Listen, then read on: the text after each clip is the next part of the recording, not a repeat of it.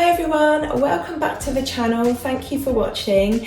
This is the Witching Week with your host Ren, and today is episode number 30. So today we're going to be talking about Zener cards, extrasensory perception, and we're going to be talking about moon phase magic as well as all the events of the past week, and then we're going to look forward to the week ahead and draw some cards. So if you're interested in those sorts of things and anything witchy, then stick me on pause, make a cup of tea, get some incense on, and we'll jump right in. So welcome back everybody, and if you're a new subscriber to this channel, then hello and welcome. I'll just explain what the Witching Week is in case you haven't seen it before. This is just a really relaxed chat on a Friday afternoon. This is a space that is unedited and fairly natural and doesn't have all the sort of the education of my other videos and the seriousness. This is just a chance for everybody to chill out together, to explore some subjects and to just catch up with each other. It's really, really lovely for me. I just get to sit and vent and talk, and we cover pagan events, things that have been going on in my life that might be relevant, and just the sort of the outer world, the bigger world. So we burn some incense. Today I am burning dragon's blood, and we usually all get a cup of tea or whatever you like to drink on a Friday night. I'm drinking Twining's Focus. I've been drinking this now for a little while. I didn't like this to begin with, even though it's mango and pineapple, which are two of my favourite things. And it's got ginseng. I didn't really like this to begin with, but it's really, really grown on me, and I've nearly done the whole box. So yeah, but as for the incense, when I opened this pack up, I noticed there were only like 11 sticks, and I can't remember if that is normal, whether that's right, or whether they've reduced these down. You know, the price of everything has obviously gone up worldwide, but I don't remember them being so few sticks in there. Anyway, I don't know. If you can shed any light on that, let me know. So this is the place to be on a Friday afternoon. So if you haven't got a cup of tea and you've not got comfy yet, then whack me on pause for a moment, and then come and get snuggled, come and get comfy.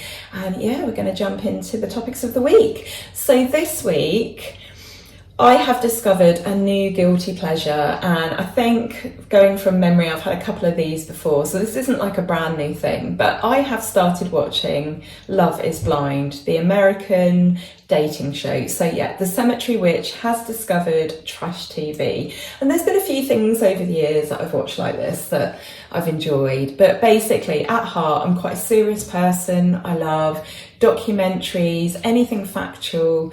I do like programs about people, so this is probably why I'm enjoying this. But yeah, I like nature documentaries, especially anything to do with the sea. I like true crime.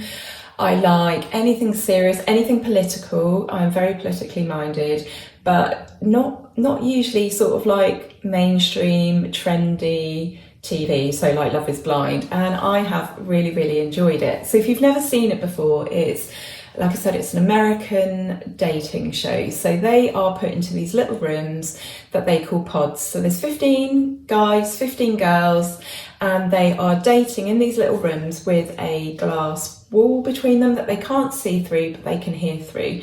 And as you might imagine from the title, Love is Blind, the idea is to find someone based on forming an emotional connection rather than a physical connection.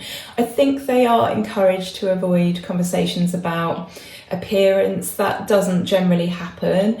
It is purely about connecting with someone, finding someone you've got something in common with, being on a level, being like-minded.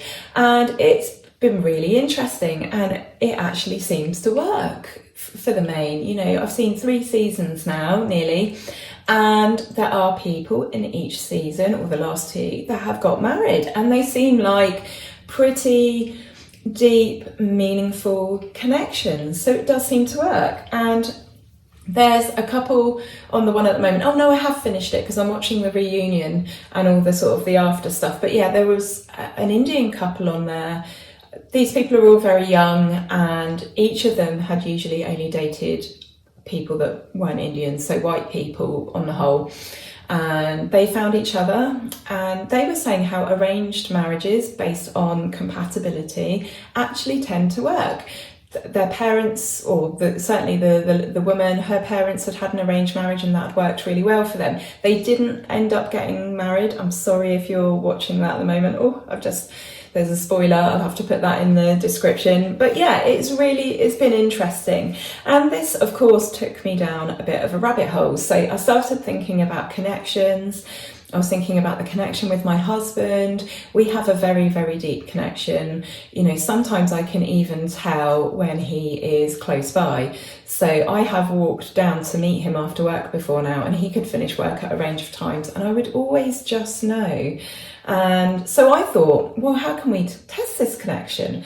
And I thought of Zener cards, and I thought, brilliant, let's do a Zener card experiment and we'll see. But then that got me thinking, and it's like, that means possibly then that instead of testing extra sensory perception, perhaps if you do it with someone like your husband who's holding up the cards for you to guess what they are, perhaps you are literally just testing the connection between you. I don't know, what do you think? Should you do something like this, a Zener card test? Should you do that with someone that you don't know to get an accurate result? Because are you, like I've just said, are you testing your extra sensory perception, or are you actually testing that connection between two people? Because I think it is possible. You know, Justin and I can just look at each other and we know what the other one is thinking sometimes. Obviously, some of that is situational. You know, if you're in a situation and something's playing out and you know that the other person would be uncomfortable with that, or that's a bit tricky, then obviously you can look at each other and you can just tell. But sometimes I surprise him because I know what he's thinking even before he is, or I know what he's thinking and he doesn't expect me to be able to. Again, that's just, you know, being in touch with someone, isn't it, and understanding them. But there's a definite connection, there's a definite psychic connection between us. So if you've never seen Zener cards before, they have been designed specifically to test your skills of extrasensory perception. And there's 25 cards, and the idea is, I think you do 5 tests, you do 5 rounds of 25 cards, and the person testing you will hold up a card, and then you are to say out loud, or you could write down, I guess, what symbol that is. So for example, this is a circle, and then the idea is you jot up the total, and then certain totals, certain chunks mean that you either have a gift or that you clearly don't. And I think you're supposed to take breaks. You're only supposed to do like 2 tests and then have at least a half an hour break before you do another test. There's lots of rules around it. I've only just received these, but I thought I would get some. So I'd love to know, have any of you used Zener cards? Have you done a Zener card test? Is there any advice you can give me about actually doing this? And I'd love to know what the outcomes were for you.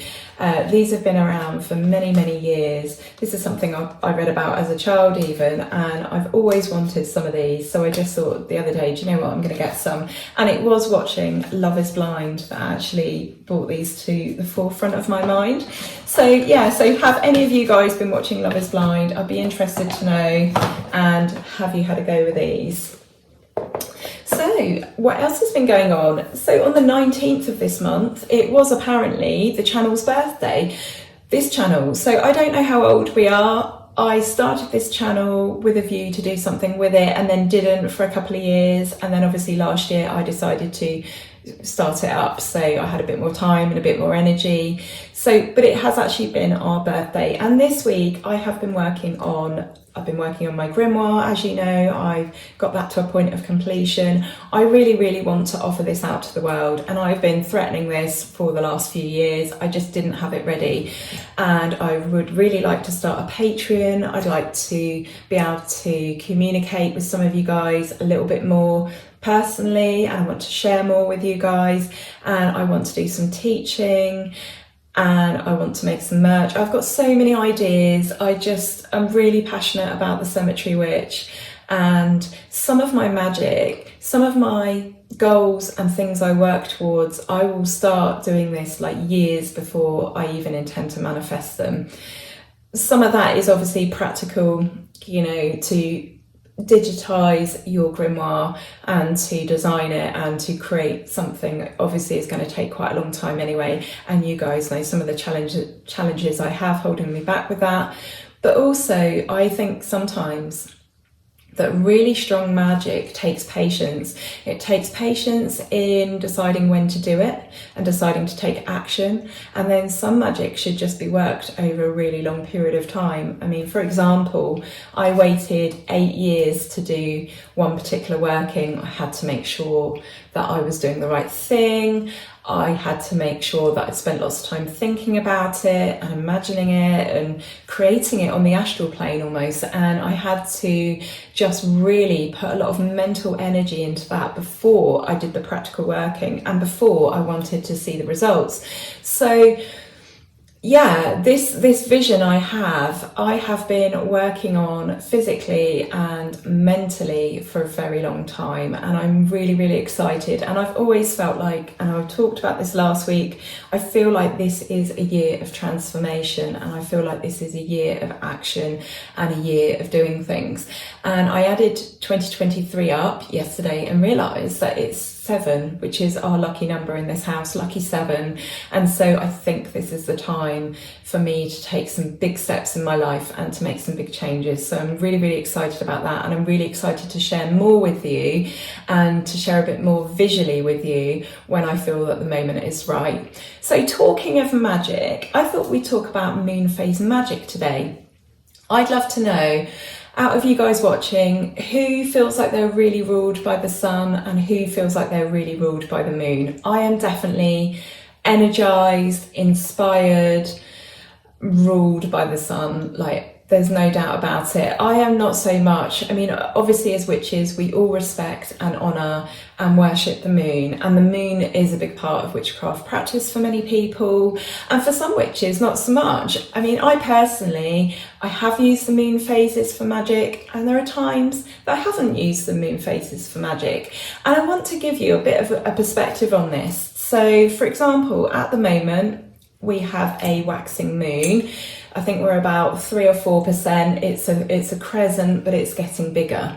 So traditionally in magic, a waxing moon, so growing, getting bigger, would be about that kind of magic, increasing things, making them stronger, growing them, making them bigger, making them brighter, any of those sort of poetic, symbolic ideas that are related to growing and getting bigger. So many people think that you must use that kind of magic in a particular way. So for example, you would want to perhaps grow finances. If you had something that you need to pay for or a debt you needed to pay off, then you've got to use a waxing moon because you've got to do a spell which is about getting money or making money bigger or growing money in a venture, you know, making that money bigger so you've got that to pay off.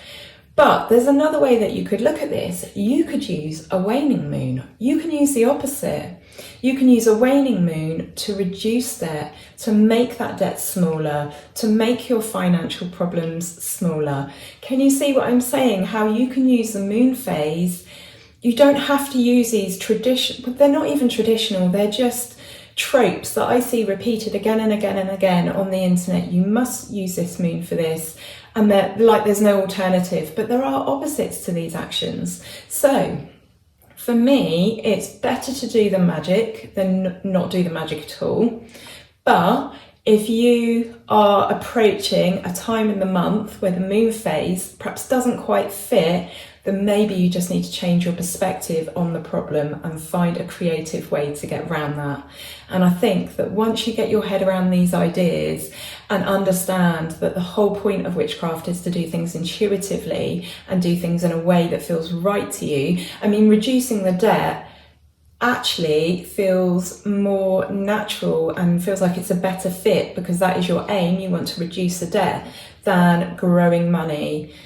Because the point is, if that is your particular goal, then that's how you should work. So for me, I would work that on a waning moon rather than the opposite, which is what I'm always seeing.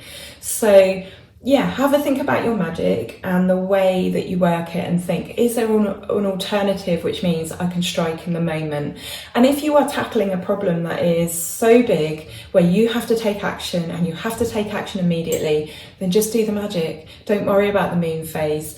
Yes, it helps to have all these little grooves in magic, all these ideas and paths that other people also walk along, so that you can quickly fall into that magical mindset, but you don't have to use them. You know, you could make your spell, you could have lots and lots of layers in terms of money, for example, so you could ignore the moon phase. So what do you think on that? Do you think that is controversial advice, me advising you?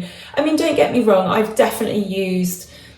definitely prefer certain moon phases over others. So for example, a full moon I feel is pretty much perfect for any kind of spell that you're doing. So I would probably wait until full moon, but you can use these other moon phases in the opposite way to what you think sometimes. It depends on the issue, the goal, the magical working. But have a think about it.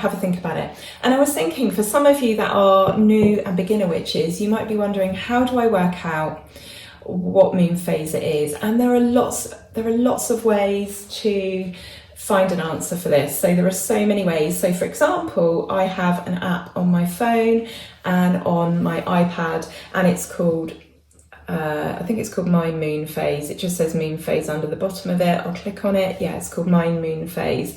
And you can flick through the days and it will tell you that currently it is waxing crescent 3%, and so you can barely see it. And then as you move forwards to Saturday, April the 8th, for example, you'll be able to see that that is a waning gibbous. So we've had the full moon at that point, and now the moon is starting to get smaller. So that is a really, really brilliant app.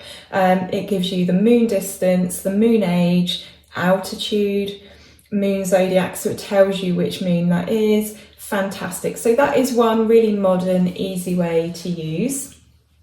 There's also a gadget on my website, so you can go to thecemeterywitch.co.uk. Depending on the age of your computer and your operating system, sometimes it takes a little moment for the page to load up. I think that just might be me, because we live in a really old house and our modem is actually in the loft. Because of the house being so old, the infrastructure here is rubbish. So I think that it loads up slowly because that's just my internet here. But top right hand corner, I have a gadget on my page and you can see what moon phase it is. So if nowhere else, if you don't know where to go and you can't remember, go there.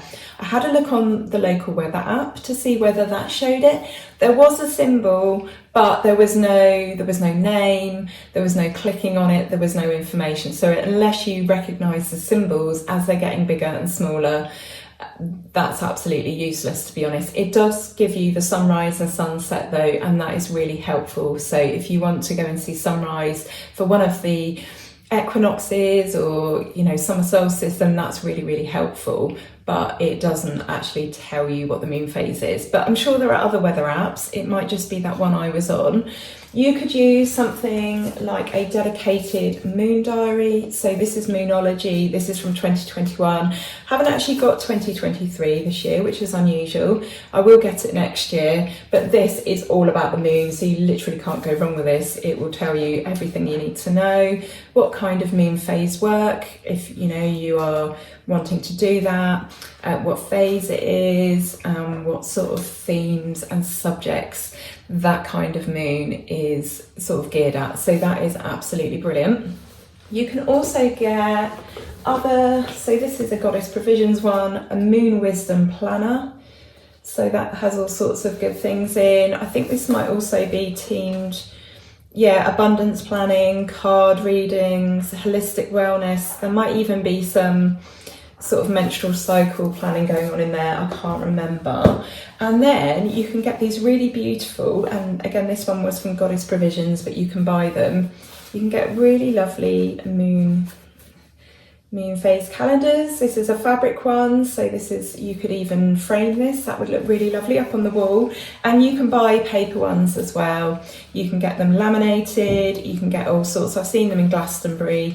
You can get all sorts of planners. So, and then once you get into paying attention to what the moon's doing, you'll very quickly sort of know what the moon's doing without even looking at something. So those are just some ways you can connect in with the moon phases. It's a bit funny, isn't it? There's me telling you how you can find out what the moon phase is, but at the same time I'm telling you not to worry about the moon phase. Of course, go with your intuition. If you feel like that's really important to you and your magic, to connect in with those moon phases, and that's how you feel connected to the earth, connected to your magic, connected to yourself, then do it. I'm just trying to offer up an alternative view that there are other witches out there that perhaps don't work so much by the moon. And actually, I really enjoy using the sun for spell work.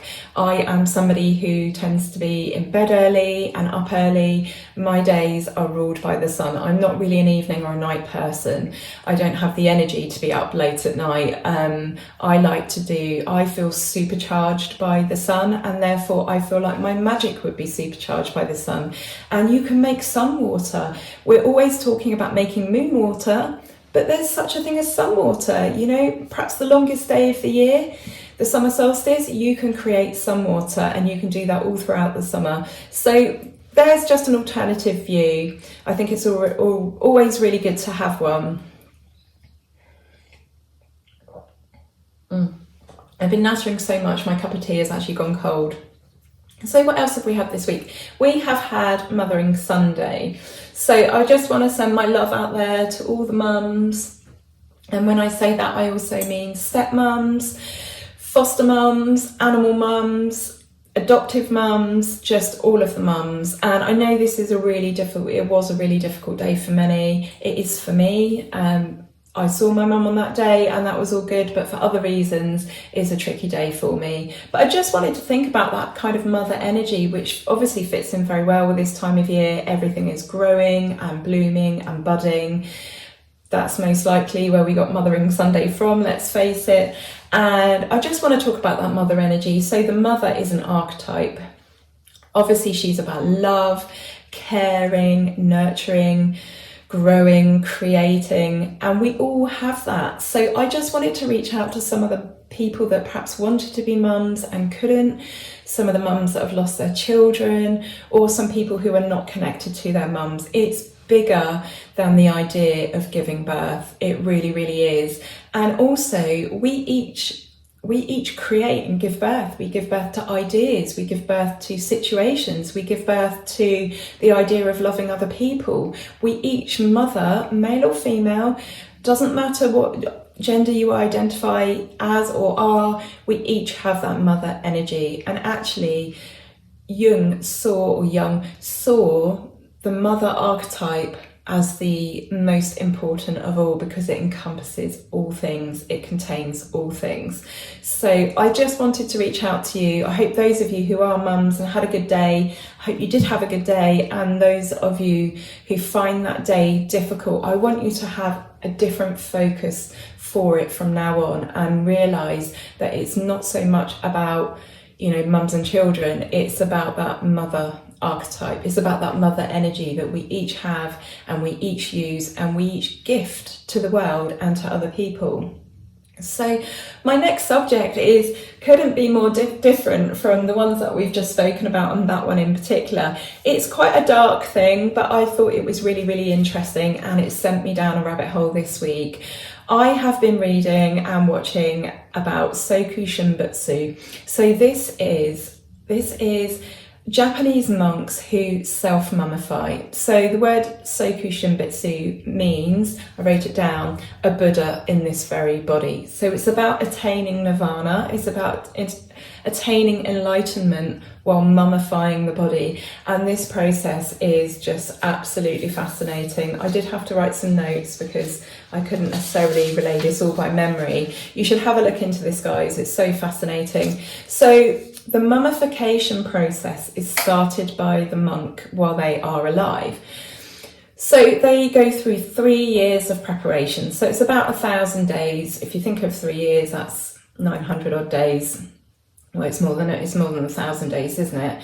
And they enter what's called tree eating training. So for this period, they only eat what they can forage from trees. So whether that be nuts, buds, roots, That's all they will eat. And when they're not spending time foraging and looking for this food, they spend their time meditating. And by only eating these bits of tree, so that could even be bark, that could be twigs, that could be leaves, and I imagine they get pretty hungry because they're only eating what they can forage. This rids the body of fat, muscle, moisture, and also parasites. If you want to mummify a body, ideally you need to remove anything which is going to aid in the decomposition process. So they spend this time, they spend 1,000 days, they spend 3 years eating only items that they foraged from trees or they found. And I find that absolutely mind-blowing. And what's even more mind-blowing is that sometimes they will repeat this process 2 or 3 times to get it perfect and to get it down. The next stage, when they've finally done that and they have successfully done that and they feel they're ready, they then go to the second stage of the process, which is 100 days, and they eliminate all food, all drink, because I think that up to this point, I think there's been a suggestion that some of them are drinking a certain type of tea, and I think it's a sumac tea. And again, I think this is about ridding parasites and doing something to the body, but they obviously take on some fluid while they're doing this. But then when they enter this 100-day next step of the process, this next period, they don't have fluid. They have a tiny bit of salinized water, so a bit of salt water, but that's all they have. They eliminate all other food and drink for 100 days, and then they meditate. So they will then position themselves. They get put in a box. There is a bamboo airway that comes out of this box. So this box is put into the earth quite a long way down. It's surrounded by charcoal, and they sit in the lotus position and they meditate, and they breathe through this tube, and they ring a bell, and they ring a bell regularly. The program I was watching says that they ring it every day, but they must lose track of what's day and night because they're under the ground and it's dark. So they ring this bell regularly, and then when the bell ringing stops, the monk is dead. And hopefully, this is their goal. Hopefully, they have mummified themselves. So what they do is, at this point, the monk's dead, and they seal the tomb. They seal the tomb. It goes back down in the hole. Everything's sealed up, and another 1,000-day passes. Then after 1,000 days, they bring the box back up, they open the box, and if there is signs of decay, then basically the monk is reinterred without any fuss, without any fanfare, without any celebration, and that's it, done. They did not achieve this nirvana, they did not create this Sokushinbutsu. Sokushinbutsu. It's really difficult for me to say, so I'm very sorry. But if there's no decay and the body has been mummified, then obviously there is great celebration. The monk has attained this state, they have achieved nirvana, and they are enshrined, and they are kept in a glass box. There's about 18 of these mummies across Japan, and they are dressed. So for example, their robes are changed every 6 years, and they are displayed, and they are celebrated, and they are revered. It is an illegal practice. The last monk that managed to achieve this, it was in 1903, and at that point it had already been criminalised. The process had been criminalised for 3 decades at this point in 1903. So it was sometime in the 1800s that this was deemed a criminal act. But I would imagine there are probably people still, I mean, yes, it's modern Japan now, but I wouldn't be surprised if somewhere in the mountains, in some Buddhist sect somewhere, that people are still trying this, and it's absolutely fascinating. It's absolutely fascinating. So yeah, they change the robes every 6 years. They decorate them with flowers around them and all sorts of things. I think I'm particularly interested in this because I grew up in the largest Buddhist community in the UK. The place that I'm from has got a large Buddhist centre, and we have a high Nepalese population, and so Buddhism is very much sort of a theme where I grew up, and I grew up with that around me. So I find Buddhism really, really interesting. Yeah, absolutely fascinating. And that, as you can imagine, sent me down a bit of a rabbit hole. I then started reading about mellified man or mellified men, which is a kind of corpse confection made with honey that was said to be able to heal like any wound and any problem. That is completely separate from Buddhism. It was, you know what happens when you're on the internet and you end up, oh, what's that? So yeah, but very, very interesting. So I suggest you guys check that out. It's absolutely fascinating. And I think we're done for today for chatting. I have rambled on. It's time to do some cards now, I think. So yeah, let me know how your week's been. Let me know if you've got anything good coming up. Let me know about what you think about any of these subjects. I think we've covered some really interesting things today, and yeah, thank you for being here. I just absolutely love this. I look forward to this every week. I didn't think I was going to make this week because I've been so unwell and just so run down and so exhausted, but I've made myself do it, and after I do this I'm going to kick back and relax. We've got some family visiting soon, and we've got a bit of a sort of an upside down schedule coming up. So I'm going to absolutely do my best to make sure that I'm still here every Friday. But there might be one that I miss, but I'm going to try not to. I've got such a small window though, so I have to do this in the morning when the light is in a certain position. It's really difficult if my husband's here because I just cannot concentrate. And also now we've entered the summer period, the grass cutting and trimming has started on the cemetery. So it's really difficult because if the gardener gets too close to the house, you can hear him, and then that's it. Like, that will ruin the video, and plus I can't concentrate. So yeah. Okay, so today we have the Queen of Wands, we have the Fool. I don't think he's popped up in the entire time we've been doing this. We have the Ace of Wands, and we have the Eight of Pentacles. So the message here for the week ahead is to shine your light. It's to really just be yourself, to show others who you are, your true personality. There's no one else in the world like you. You are unique, and that is a really, really beautiful thing. And that has so much weight, that has so much value. And it's really, really important in this next week that you have that playful side to you. You show that, you shine your light, you show your inner child, you show the core of your personality. And this is going to just lead you to good things, lead you to new opportunities. Other people are going to be able to see what a joy you are, what a light you are. You are a light for the world. So I want you to go out there this week and just have the best week. Be positive, be cheerful, be your own quirky self. If you feel like you're a bit of a weirdo and a bit quirky, it doesn't matter. If you show that weirdness, if you shine your light, your other weirdos will find you. That's what I always say. So continue to work hard at the things you do.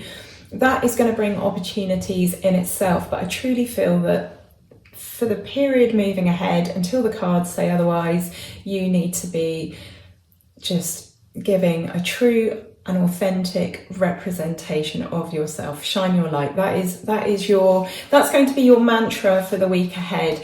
And when we are ourselves, we draw those things to us that are meant for us. We draw those things that resonate with us energetically. And then when we're resonating energetically and we're what I call in flow, then these opportunities come. It's like a spiral.